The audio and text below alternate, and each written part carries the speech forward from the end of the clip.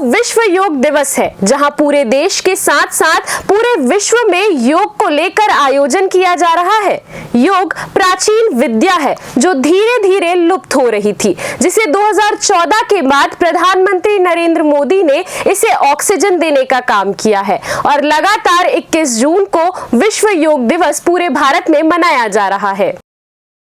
छत्तीसगढ़ प्रदेश में योग आयोग के अध्यक्ष रूप नारायण सिन्हा ने जानकारी देते हुए बताया कि 21 जून विश्व योग दिवस पर वनांचल में भव्य आयोजन हो रहा है।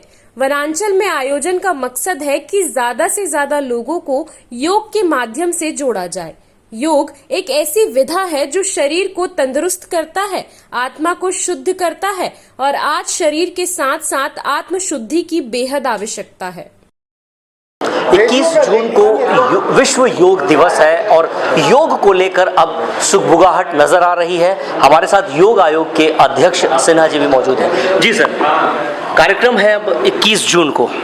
जी हाँ, 21 जून को हमारा योग आयोग का बड़ा कार्यक्रम वन्य क्षेत्र जसपुर में निश्चित हो गया है और तैयारियां भी बहुत जोर शोर से चल रही हैं। हमारे यहाँ से ट्रेनर चले गए हैं। 15 तारीख से 21 का ये जो योग पखवाड़ा है वो प्रारंभ हो गया है और केंद्र का जो प्रोटोकॉल है कि योग कुंभ करना है, योग संगम करना है, हरित योग करना है, पर्यावरण को भी जोड़ना है और प्रधानमंत्री जी का जो थीम है एक पृथ्वी एक स्वास्थ्य, उसके लिए योग, तो इस दिशा में योग आयोग का काम चला हुआ है। और जसपुर में 21 तारीख को हमारे यशस्वी मुख्यमंत्री जी रहेंगे, विष्णुदेव जी, मैं भी वहां रहूंगा योग आयोग के अध्यक्ष के नाते।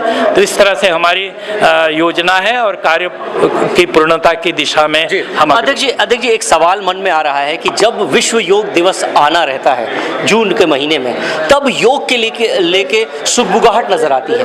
बाकी दिन का योग लोग भूल जाते हैं, प्रशासन भी तवज्जो नहीं देता। क्यों, क्या मानते हैं इसे? शासन को अपेक्षा है और जब से हमारे 2014 का भारत और 2014 का पूर्व का भारत दोनों में अंतर आया है। आज स्वच्छ भारत, स्वस्थ भारत, तो हमारे यशस्वी प्रधानमंत्री जी श्रद्धेय नरेंद्र भाई मोदी जी ने एक चिंतन दिया, विचार दिया और केवल हिंदुस्तान ने पूरा देश माना। इसलिए विश्व योग दिवस जो है उनकी संकल्पना है। योग विधा तो था, बहुत प्राचीन विधा है, लेकिन नए परिप्रेक्ष्य में प्रधानमंत्री जी और एक वायुमंडल बन रहा है। हमारी अपेक्षा है कि केवल एक दिन ही नहीं, जीवन का एक हिस्सा बने। जैसे रोज का स्नान, रोज का भोजन, वैसे ही रोज का योग। जी, इसी से जुड़ा सवाल, कितने प्रशिक्षक है यहाँ पर योग के और उनको क्या मानदेय दिया जाता है? मानदेय के दृष्टि से हमने एक नियमावली बनाया है और जो नियमावली के तज्ञ है, कुछ IAS है और कुछ समाजविद हैं जिनको इसका अनुभव है।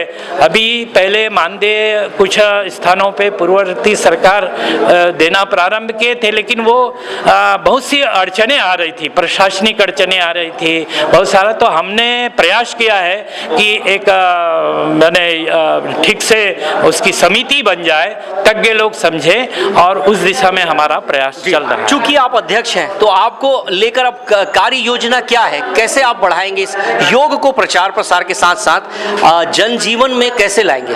उसके लिए हमारा प्रयास है कि मनुष्य के सभी श्रेणियां हैं, जैसे युवा हैं, व्यवसायी हैं, इंजीनियर, डॉक्टर हैं, IAS है, IPS है, ग्रामवासी है, शहरवासी है। तो हमारा योग आयोग जो है वो सर्वस्पर्शी बने, सबको छूने वाला और सर्वव्यापी, यानी सबको ढपने वाला और सबको जोड़ने वाला। तो ऐसे सभी दिशाओं में हम लगे हुए हैं और अच्छा उसका रिजल्ट। स्कूलों में भी शुरू होने वाला है योग प्रशिक्षण। हाँ, कब से हो पाएगा? हाँ, अभी स्कूलों में भी हमारे योग ट्रेनर जाएंगे, स्कूली बच्चों को भी सिखाएंगे और बाल्यकाल से उनके मन में शिक्षा के साथ में संस्कार और योग ये जुड़े, ऐसी योग आयोग की इच्छा है। अंतिम प्रश्न है, क्या लक्ष्य है आपका?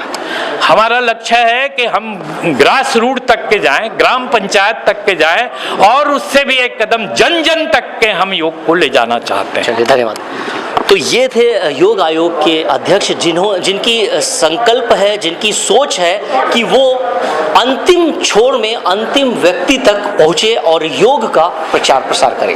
अपने सहयोगी विशाल के साथ राजू दीवान, CCN शार्क न्यूज़, राजधानी रायपुर।